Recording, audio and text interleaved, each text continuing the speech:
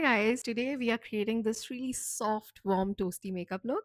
It's all about those caramel, bronze, sun-kissed tones that just enhance your natural features without making it look heavy. This is one of those looks that feels very effortless, very skin-like, and honestly perfect for Indian skin tones. So without any further ado, let's get started with this tutorial.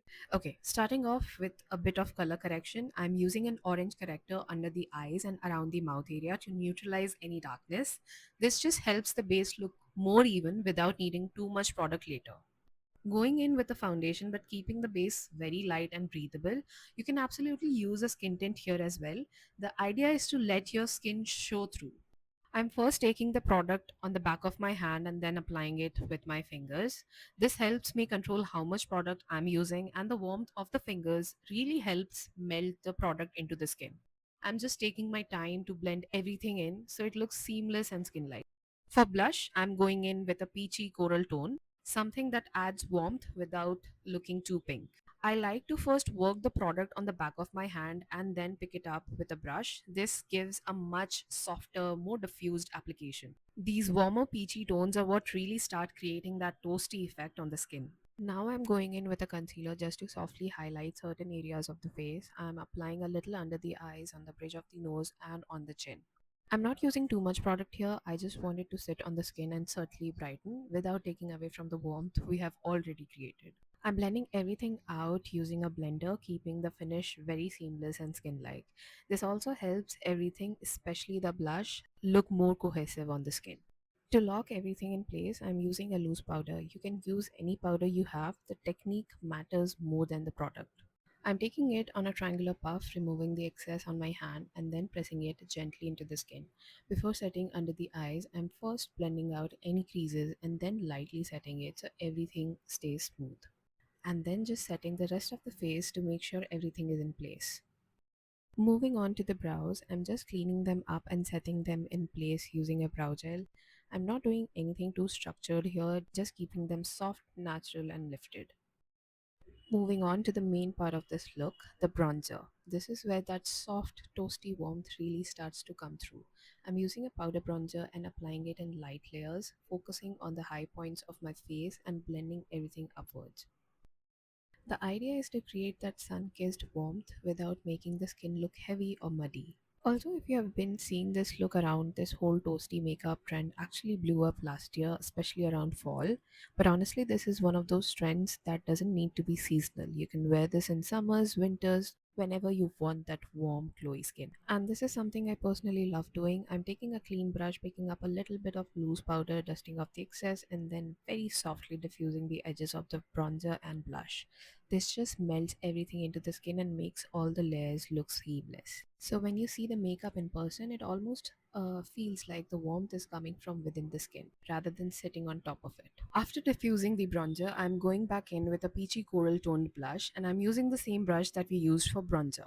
I'm focusing this on the high points of my cheeks and softly bringing it slightly under the eyes. The key here is to let the blush look more diffused as it moves towards the under eye area, so it blends seamlessly into the skin rather than looking too concentrated. And again, I'm repeating the same step with a little bit of loose powder, just softly diffusing the edges so everything looks smooth and well blended. Moving on to the eyes, I'm first going in with the same bronzer that we used on the face. I'm picking it up on a fluffy blending brush and softly adding warmth to the outer area of the eyes, slightly bringing it into the crease while keeping the lid area mostly empty. Next, I'm taking a deeper brown shadow on a packing brush and I'm placing it on the outer corner of my eyes. I'm creating a soft C shape on the outer V just to add a bit of depth and definition. And then I'm going back in with the same blending brush, just diffusing everything out without adding any extra product. I'm not layering too many shadows here, just working with what's already on the brush to keep everything soft and well blended. To add a little more depth and definition, I'm taking a smaller smudging brush and going back into that deep brown. I'm focusing this just on the outer corner of my eyes on the lower lash line, building the intensity slightly without disturbing the blend. I also felt like this look needed a slight touch of black just to enhance the depth a little more. So I went in with a black coal, and to soften it out, I'm using a tiny bit of black shadow, just diffusing it so there are no harsh lines. Remember, we are not trying to make this look black, we are just building depth around the browns. Finishing off the eyes by curling my lashes really well and going in with a good coat of mascara.